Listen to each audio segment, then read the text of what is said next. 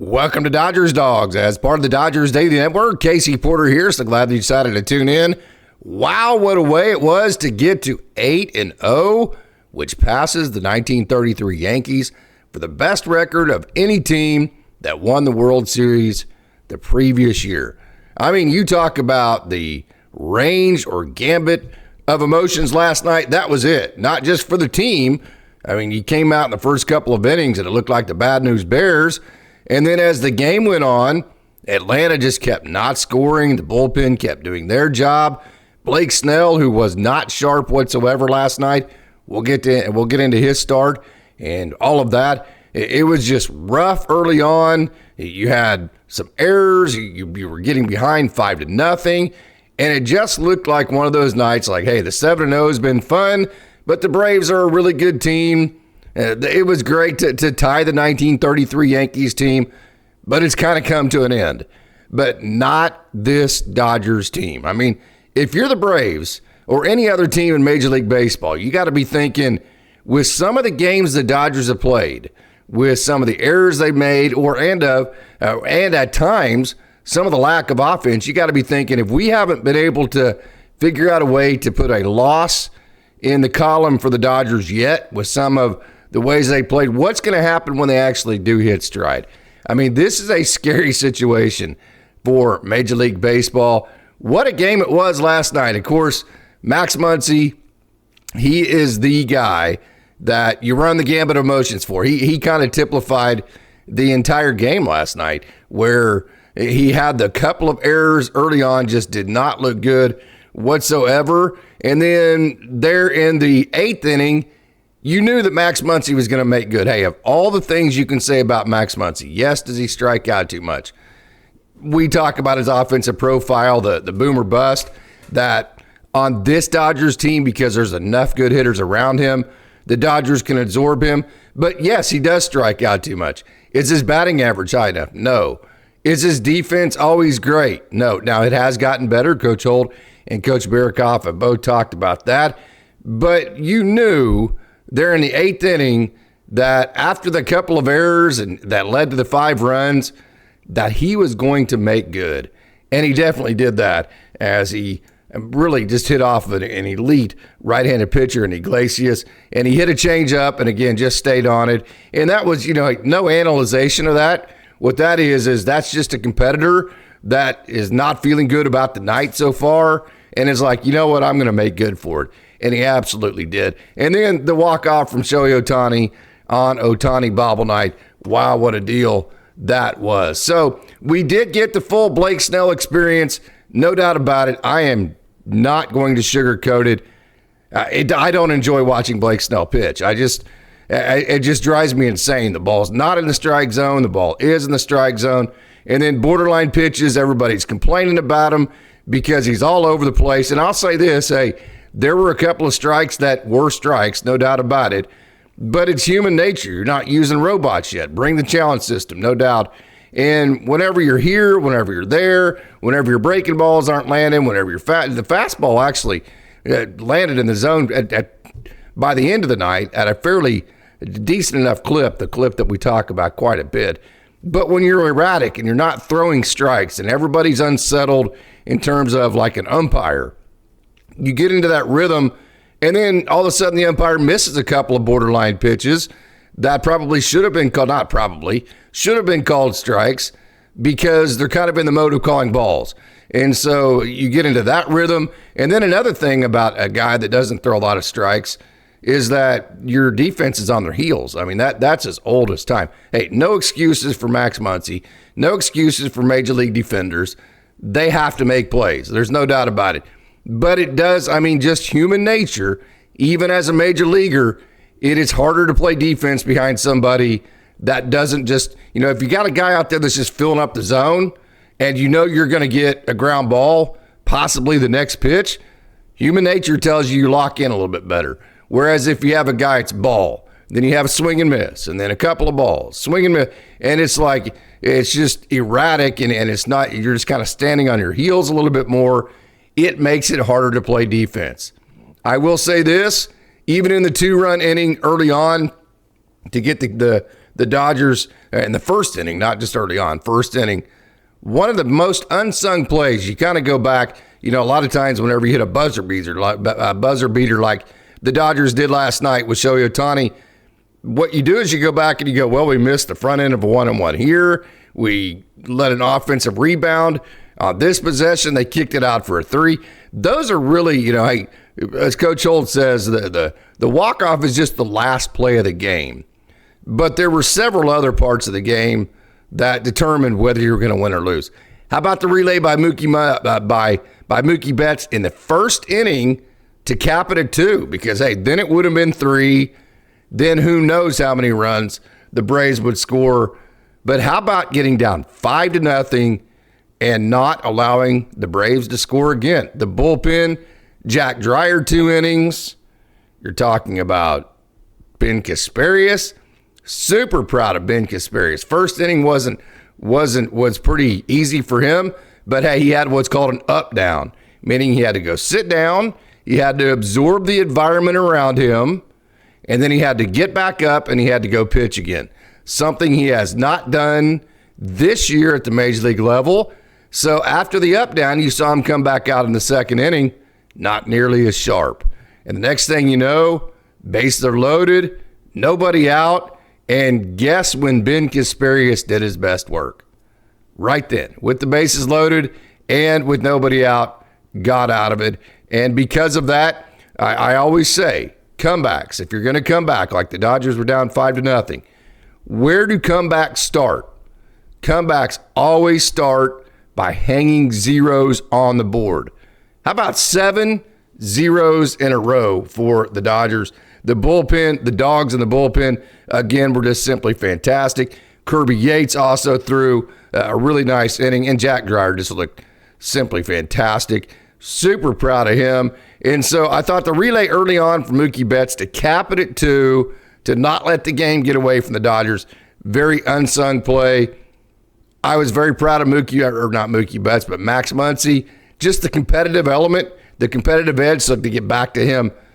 If you want to say he strikes out too much, I'm not going to argue with you. If you want to say he doesn't hit for a high enough batting average, I'm not going to argue with you. If you're going to say you don't think he's a good enough defender at third base to justify the low, but of course, we've gone over the WRC plus numbers. I will argue about that as far as the actual value of him as an offensive player. But if you want to argue his defense at third base, I'm not going to argue with you about that. What I'm going to tell you about Max Muncy is that he is a valuable offensive player because of exactly what he did last night. And when he does hit the ball, he does damage and it impacts baseball games. Austin Brubaker, as a matter of fact, has the exact statistics of when Max Muncy hits a home run. And it's a very substantially high amount of times that when Max Muncy hits a home run, the Dodgers win because his mentality has a big effect on the Dodgers. So the one thing that you can't argue about with Max Muncy is the fact that he's a foxhole guy. He's a guy that you can put at the top of your trust tree that when the crap hits the fan, he's not going to run away from it. He is not going to shy away from it. He's not going to be scared. And he is going to come through when it matters the most, which he did last night, made good for his couple of errors early on, and that was great to see. So, Andy Pages, if you have watched Dodgers Dawgs as part of the Dodgers Daily Network at all, you have heard the narrative here from us every time we talk about Andy Pages. He's not a center fielder. He's a corner outfielder, at least from the experience that he's had. And this specifically, listening very carefully to this specifically, we've said this many different times. Any ball to his right or to his left, doesn't matter if he has to go back on it or if he has to come in on it. If it's to his right or to his left, he's going to be able to get a good judge on the depth of that. He's going to go track it down. We've seen him make plays to his right against the wall. We've seen him make plays to his left against the wall. No problem, right or left. What we've said this entire time is in center field, what's going to get him are those balls that are hit directly at him. That's what happened last night. Because the balls that are hit directly at him, he has to actually lose sight of the baseball. So if it's to his right or left, he can open up, he can hit that 45, and he can open up to his angle, and he can get into full sprint while still keeping his eyes on the baseball. That's a comfortable situation for Andy Pages. That ball that's hit directly at you in center field, you have to turn and run and to actually turn your back to the baseball. Run to the spot, turn around, find the ball again, and catch it. So unless you've done that over and over and over and over and rep that, that's not something you're going to trust. So what you saw with Andy Pages last night is that he didn't want to take his eyes off the ball. He didn't want to just turn and run and put his back to the ball and run to the spot. He wanted to try to run as fast as he could with his eyes on the ball. And when the ball is coming directly at you, then that makes it a situation to where you're twisting and turning and just kind of an uncomfortable type setup, which we saw in the drop fly ball. So that is a drop fly ball that we have told you is a ball that Andy Pages is going to struggle with. If you're going to put him in center field, you cannot complain about the play that he made last night because he doesn't have the experience to be good at that ball. It's that simple. We have said it over and over on this show. Now, the base running, that's ridiculous. I can't have his back on that one. I mean, first of all, you got to pick up your coach. So a ball that's behind you, you got to pick up your third base coach halfway to second base, whether they're sending you or whether they're holding you. And then the rule of thumb is that you never make the first out at third base. So if you go to third base, first or third out, if you're going to try to advance to third base with no outs or with 2 outs, it better not be close. So for him to advance to third base and for that play to be that close, and with the Dodgers losing the game, I know he was safe, but that's just bad baseball. It's bad base running, and you don't take that chance of making the first out of third base with a play that is that close, especially when your team is losing. And then, I mean, really, that wasn't even really a line drive back to the pitcher. It wasn't hit all that hard. So what you do is you just freeze. You as a runner, first of all, the problem he had is his secondary lead was too big. So you don't want to so you have a primary lead and a secondary lead. Your primary lead is the lead that you take before the pitcher pitches the ball home. Your secondary lead is the lead you get from the time the pitcher releases the ball till it goes home. So you get 2 different leads. So what happened to Andy is he's got too big of a secondary lead. And so when he took a couple of steps forward after the ball was hit, he was too far off the bag. Never take a secondary lead that is too big to get back on a line drive to an infielder or pitcher or whatever, especially at third base. And so he got too big of a secondary lead, especially again with the Dodgers losing. And then another thing he did was, hey, you just stay put. Don't go forward. Don't go backwards until you find the ball. I mean, you see runners all the time. They'll go back, then they'll go forward, then they'll go back. Just stay put. Freeze. They call freeze. Freeze on a line drive. Just freeze until you find the baseball and know whether you need to go back or whether you need to go forward. So if that same play would have happened, he would have had the proper secondary lead, not too far off, because on a base hit, you don't need a secondary lead. You're going to score anyways. And with no outs, you're not going on contact. With 1 out, you might. But with no outs, you're not. And so too big of a set. So if that same scenario, smaller secondary lead, freeze on a line drive, no doubt about it, Andy Pages gets back to third base, and the Dodgers are still rolling. So hopefully we've seen Andy make some base running mistakes in the past. Hopefully that's the one he can correct starting today. That's the one that the Dodgers will expect him to correct starting today. The ball that he missed in center field, that's one that's just going to take time and reps. I'm just telling you. Maybe he can be Superman and be different than the thousands of players that I've seen try to make that play over the years that aren't comfortable with it, but I doubt it. That's the one that's just going to take reps. You can bet he'll have the machine out today working on that ball right at him. So definitely rooting for Andy Pages to make this absolutely stacked and loaded roster. It was great to see Michael Conforto get 2 hits last night. and the home run. I've talked on a couple of different occasions that I want Michael Conforto to be an everyday player. I just think that with the offense around him and just the setup with the Dodgers, I think that he is going to, in his splits, I mean, just look at his splits. They're not really a whole lot different. Just erase everything that happened at San Francisco as far as home games last year. Take out the outlier there, and then look at everything else. And I just think he's an everyday offensive player for the Dodgers. So Blake Snell, really shaky. I didn't enjoy watching his outing. I'm going to be very transparent about that. It just gets me in that helter-skelter type. Like you're on edge the whole time he's pitching. You know he has the elite stuff. You know he has the ability to come back from all of it. And you know all of that. But it's just from a baseball, from a rhythm perspective, it's just not a pretty game.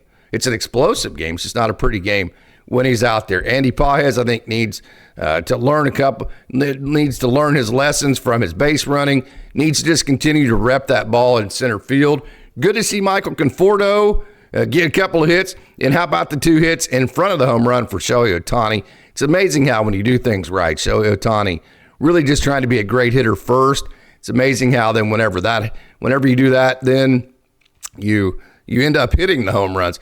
Great to see Max Muncy make up for his couple of errors. And then don't forget the very unsung relay play from Mookie Betts at shortstop early in the game to cap the score at 2-0. So there was a lot going on last night. The Dodgers ended up with 9 hits. They struck out 8 times, 4 walks. They had 2 or 3 guys that had multiple hits in the game. Shohei Ohtani obviously had the 3 hits and the walk-off. Michael Conforto, we talked about, had the base hit and the home run as well. And then how about Tommy Tanks with that dead center?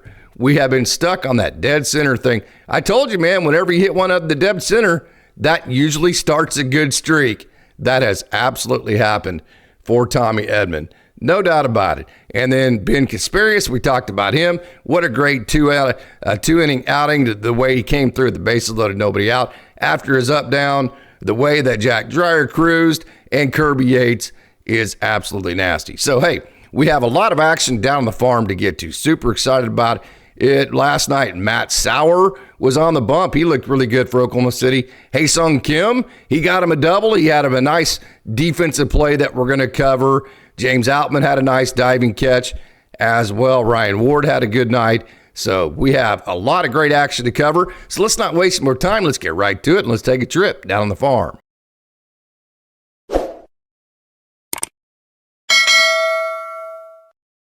Welcome to Dodgers Down on the Farm. Hey, wanted to start. I did not mention this in our Big Dodgers segment, but Carlos Duran, that's who you're seeing right here, got traded to the A's yesterday for Estuary Ruiz, a young man who has very, very good speed, who can play the outfield. Probably the Dodgers are looking for a center field piece there. Carlos Duran, hey, if you have watched Dodgers Dawgs as part of the Dodgers Daily Network, I have said on many different occasions that Carlos Duran is my pick to click for 2025 because, hey, he's healthy again. He had the Tommy John surgery. He did that slider right there. Creates great angles. That's a plus pitch, that slider is. I mean, look at that curveball there. Plus, his fastball had been trending up. It had been hitting like 97. I believe he hit a 98 the other day. And so the Dodgers had really gotten Carlos Duran back on top of his game, peaked his value, and kind of like just the Gavin Lux deal, they struck whenever Carlos Duran went back to top value. Now, he is good, but here's the deal. I mean, you see the depth for the Dodgers. Carlos Duran was never going to have a clear path to help the Dodgers whatsoever. I mean, you got all these guys like Nick Frasso, who's back. Kyle Hurt will be back next year. Emmett Sheehan, Gavin Stone, River Ryan, and then you saw Ben Kasparius last night, Jack Dreyer, Landon Knack, Jared Karros, Jackson Ferris, you name it. I mean, there's just one pitcher after the other in this system. So Carlos Duran was never going to get like any kind of runway pitching-wise, as good as he is. So there's zero value to having a guy in your system that like Michael Busch. As good as he was, there was no value to have him in our system because there was no path for him to the major leagues. That was Carlos Duran.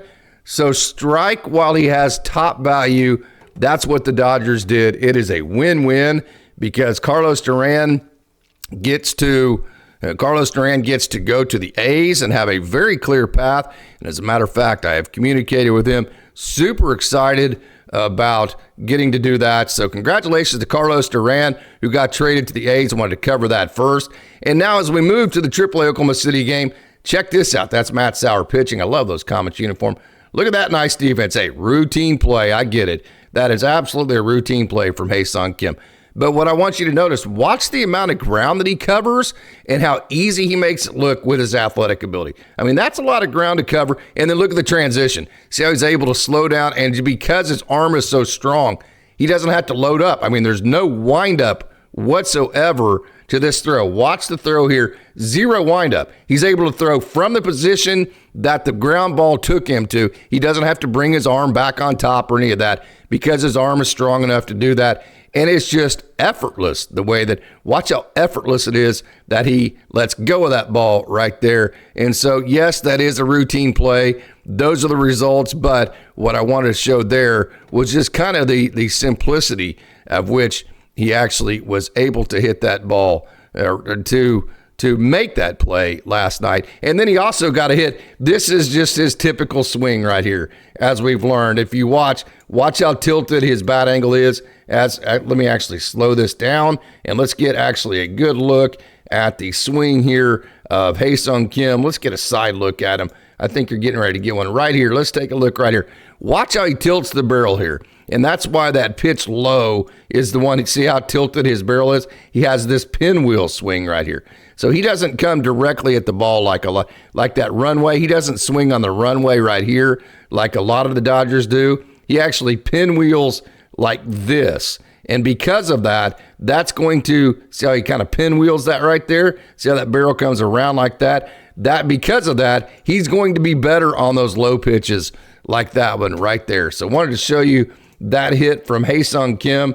That was super exciting to watch as we get to watch his game develop and kind of get to know his game as far as what he does good and what he doesn't, what he's working on the most. He's going to be down, I think, in Oklahoma City for a while. So it's going to be a matter of getting to watch all the adjustments that he makes down there. And then last night, Matt Sauer, I was very surprised. I'm not super familiar with Matt Sauer. I know he has major league experience. I knew enough about that, but that's a really nice breaking pitch. And then his fastball was 95, 96, which, okay, yeah, that's whatever. A guy made the major leagues, you kind of expect that.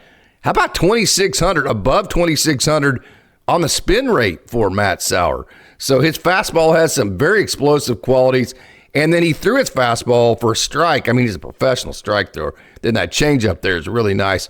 Threw his fastball right there about 80% of the time in the zone.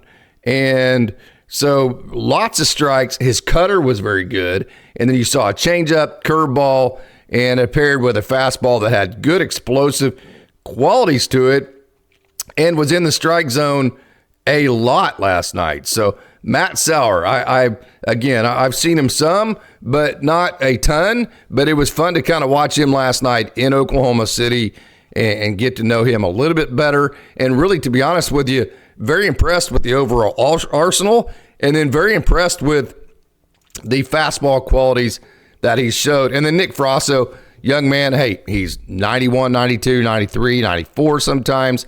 Right now, that's way lower than what he's going to be as he ramps up more. Another 2-inning outing last night for him. Again, remember, he's coming, not Tommy John. He's coming off of shoulder surgery. I'm telling you, the Dodgers and all these other organizations, they have Tommy John down to an art. They know exactly the pitch limit and all that. With shoulders, it's a little bit different. So the second outing of the year for Nick Frasso, both of them, boy, that's a nice pitch. Both of them have been exactly 2 innings. And the funny thing about it is he threw his changeup like 6 times in a row to end the outing last night. And I don't know that I've ever seen that from him. I've seen his changeup plenty of times with his slider, but I don't think I've seen him just stack one changeup after the other on top of each other like he did last night. So 92 to 94 on the fastball again. That will continue to climb. He gave up a home run to the first hitter he saw, and it was a bomb. and then did a great job of using his changeup over and over and over to get through the outing scoreless for the rest of the way. So a good outing there for Nick Frasso, 2 outings, and he'll ramp up and continue to throw more innings as we go. But he's on a 2-inning limit right now. I don't know exactly how many innings or how many pitches he threw last night, but again, another 2-inning outing for Nick Frasso. And then Eddie Rosario had 2 hits last night for AAA Oklahoma City. He's hitting .438 OPS. 1063, just absolutely professional hitter. He was the NLCS player. He was the MVP of that series in 2021. If you go to my social media, Alex Friedman tells a really cool story about that, about how it's cool to have that guy in Oklahoma City, and then also how Dalton Rushing thought it was so cool to catch that guy in terms of having a guy with that type of major league experience on that club to kind of learn from him, do all of that. So good to see Eddie Rosario really doing what the Dodgers brought him over to do, which is hit. And then it was good to see Alec Gamboa. I got a chance to see Alec and talk to him at the first workout for AAA Oklahoma City. Hey, there's Trey Sweeney. This obviously is video from last year. I did not get video of him last night. I got a lot of video, but for some reason, that one I wasn't able to grab. So I just went ahead and threw up the video that I got live from him pitching last year. And so good to see Alec Gamboa back on the mound last night, throwing a scoreless inning for AAA Oklahoma City. I'll say this about him. Didn't get ramped up because he finished last year a little bit nicked up, and so kind of started this year a little bit slow, so we did not see him in spring training. Big year for Alec Gamboa. Maybe not necessarily to pitch for the Dodgers, LA Dodgers, but this is his walk year. He will be a free agent after this year, and there are every club in the major leagues that are looking at all these guys for AAA Oklahoma City. So this is the year, him and Cody Hosey too. It was Drew Avens last year. If he pitches well enough, he can become a free agent after this year. Somebody else can pick him up, and he can have his better chance at making a major league roster. So if you're into the human side of things, not necessarily the transactional, what can he do for the Dodgers type thing, follow the Alec Gamboa story, because it's one that he has really worked and grinded and done a great job. And so you should be rooting for this guy, because he is the type of guy that just continues to show up and go to work every single day. And there is nobody on earth that I have more respect for than Alec Gamboa. Good to see Ben Harris. Matter of fact, at media workout the other day, I walked out to the outfield. And I thought I was getting ready to go say hi to Jack Dreyer, and I was like, oh, wow, that's Ben Harris. That's not Jack Dreyer. So they look almost identical. So Ben Harris had a good outing last night. Don't forget, Ben Harris, a couple of years ago, led the minor leagues in strikeouts per inning. So this is a guy, if you look at how he hides the ball, he throws an invisible ball. He doesn't throw exceptionally hard. He's about 91 to 93. But he turns the ball well, he slides the ball well, moves the ball well, but the calling card is the way that he hides the ball. You just don't see the ball till it's halfway to home plate on Ben Harris. So he finished up the game last night for AAA Oklahoma City. So I hope you enjoyed our Down on the Farm. I hope you enjoyed our show for today. So I'm Casey Porter, and until next time, it's a great day to be a Dodger.